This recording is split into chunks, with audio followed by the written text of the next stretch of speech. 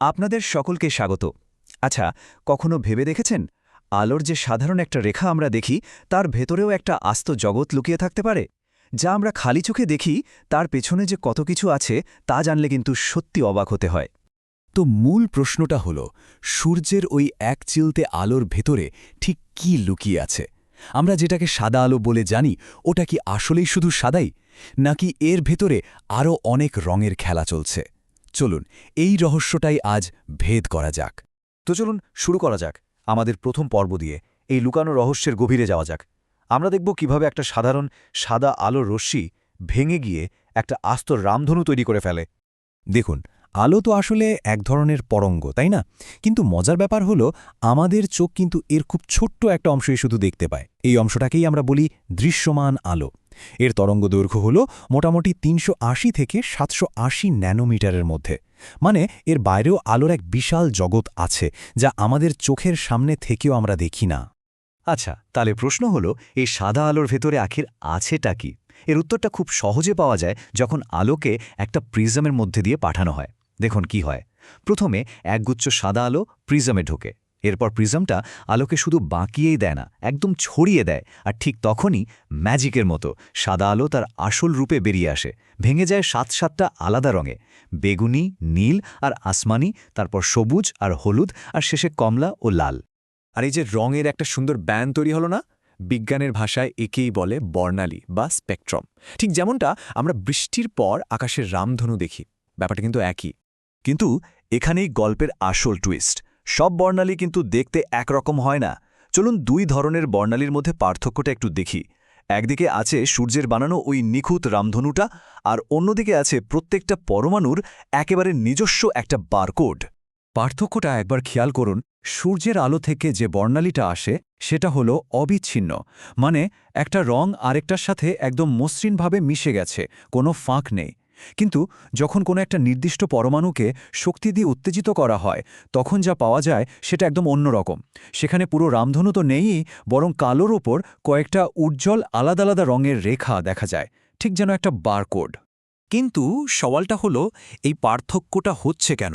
পরমাণুরা কেন সূর্যের মতো একটা আস্ত রামধনু তৈরি করতে পারে না?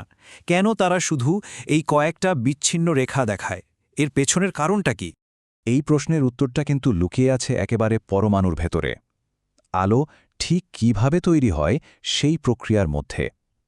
চলুন আমাদের পরের ধাপে যাই আর দেখি আলোর জন্ম, মানে নিঃসরণ আর শোষণ, কিভাবে এই অদ্ভুত ভিন্নতাটা তৈরি করে। এখানে আসলে দুটো ঘটনা ঘটতে পারে। প্রথমটা হলো নিঃসরণ বর্ণালী। এখানে একটা উত্তেজিত পরমাণু, মানে যার মধ্যে বাড়তি শক্তি আছে, সে ওই শক্তিটা আলো হিসেবে ছেড়ে দেয়। ফলে আমরা একটা কালো ব্যাকগ্রাউন্ডে কয়েকটা উজ্জ্বল রঙিন রেখা দেখতে পাই। আর শোষণ বর্ণালীতে ঘটে ঠিক এর উল্টোটা। ভাবুন, সাদা আলো একটা পদার্থের মধ্যে দিয়ে যাচ্ছে, আর ওই পদার্থটা তার পছন্দের কয়েকটা রং শুষে নিল। ফলে কি হবে? পুরো রামধনুর মধ্যে কয়েকটা জায়গা কালো দাগ বা রেখা দেখা যাবে। আর এখানেই কিন্তু আসল ব্যাপারটা লুকিয়ে আছে। প্রত্যেকটা মৌলের নিজস্ব একেবারে আলাদা একটা বর্ণালী আছে, যার সাথে অন্য কোনো মৌলের বর্ণালীর কোনো মিল নেই। এজন্যই একে বলা হয় মৌলের ফিঙ্গারপ্রিন্ট বা আঙুলের ছাপ। বাস্তব জীবনেও কিন্তু এর খুব সুন্দর উদাহরণ আছে। যেমন ধরুন সোডিয়াম, ওকে গরম করলে যে উজ্জ্বল সোনালি হলুদ রঙের শিখা দেখা যায়, ওটাই ওর ফিঙ্গারপ্রিন্ট। ঠিক সেভাবেই পটাশিয়ামের জন্য পাওয়া যায় হালকা বেগুনি আভা, আবার ক্যালসিয়ামের জন্য ইটের মতো লাল রং। প্রত্যেকটা রঙই ওদের নিজস্ব পারমাণবিক সিগনেচার। এই ফিঙ্গারপ্রিন্টের রহস্যটা আরও ভালোভাবে বোঝার জন্য চলুন আমরা সবচেয়ে সহজ পরমাণুটা নিয়ে কাজ করি, হাইড্রোজেন। ওর পারমাণবিক কোডটা যদি আমরা ভাঙতে পারি, মানে ওর বর্ণালীটা বিশ্লেষণ করতে পারি, তাহলেই কিন্তু পুরো ব্যাপারটা পরিষ্কার হয়ে যাবে।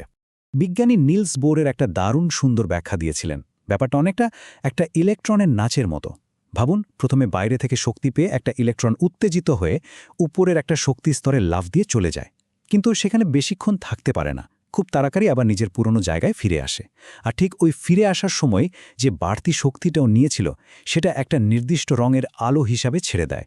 আর ঠিক এই কারণে আমরা শুধু কয়েকটা নির্দিষ্ট রেখা দেখি, পুরো রামধনুটা দেখতে পাই না। আর হাইড্রোজেনের বেলায় এই ইলেকট্রনের যাওয়া আসার ফলে আমরা খালি চোখে ঠিক ৪-৪টে রেখা দেখতে পাই। একটা নির্দিষ্ট লাল, একটা আসমানি সবুজ, একটা নীল আর একটা বেগুনি। আর বিজ্ঞানীরা এগুলোর প্রত্যেকটা তরঙ্গ দৈর্ঘ্য একদম নিখুঁতভাবে মেপে বের করেছেন। তবে হাইড্রোজেনের গল্পটা কিন্তু শুধুই 4টে রেখাতেই শেষ নয়। ইলেকট্রনটা ঠিক কোন শক্তিস্তরে ফিরে আসছে তার উপর নির্ভর করে আলোর আলাদা আলাদা সিরিজ তৈরি হয়। যেমনটা আপনারা এখানে দেখছেন, লাইম্যান, বামার, প্যাসচেন, অনেকগুলো সিরিজ আছে। কিন্তু এর মধ্যে সবচেয়ে গুরুত্বপূর্ণ ব্যাপারটা কি জানেন? সেটা হলো এই এতগুলো সিরিজের মধ্যে একমাত্র বামার সিরিজের রেখাগুলোই আমরা খালি চোখে দেখতে পাই। আমরা যে 4টে রঙের কথা একটু আগে বললাম, সেগুলো আসলে এই বামার সিরিজেরই অংশ। বাকি সিরিজগুলো থেকে যে আলো বেরোয় তা আমাদের চোখের দেখার ক্ষমতার বাইরে। তো এত সব আলোচনার মানে কি দাঁড়ালো? এর গুরুত্বটা কোথায়? চলুন আমাদের শেষ অংশে দেখি কিভাবে এই পরমাণুর বর্ণালীগুলো পুরো মহাবিশ্বের একটা রঙিন স্বাক্ষর বা সিগনেচার হয়ে উঠেছে, আর কেন এটা এত বেশি গুরুত্বপূর্ণ। তাহলে চলুন চট করে একবার দেখে নিই আমরা কি জানলাম। প্রথমত, সাদা আলোর ভেতরেই রামধনুর সব রং লুকিয়ে থাকে। দ্বিতীয়ত, সূর্যের বর্ণালী অবিচ্ছিন্ন হলেও প্রত্যেকটা পরমাণুর আছে তার নিজস্ব ফিঙ্গারপ্রিন্ট, মানে রেখা বর্ণালী। আর এই ফিঙ্গারপ্রিন্টগুলো তৈরি হয় ইলেকট্রনের এক শক্তিস্তর থেকে অন্য স্তরে লাফ দেওয়ার কারণে। আসলে প্রত্যেকটা বর্ণালী রেখা হল একটা সিগনেচার, যা একটা নির্দিষ্ট মৌলের উপস্থিতি জানিয়ে দেয়। সেটা আমাদের ল্যাবরেটরির কোনো কিছু হোক বা কোটি কোটি মাইল দূরের কোনো তারা, বিজ্ঞানীরা শুধু এই সিগনেচার দেখেই বলে দিতে পারেন যে ওখানে ঠিক কোন কোন মৌল রয়েছে। তাহলে শেষ করার আগে একটা প্রশ্ন রেখে যাই।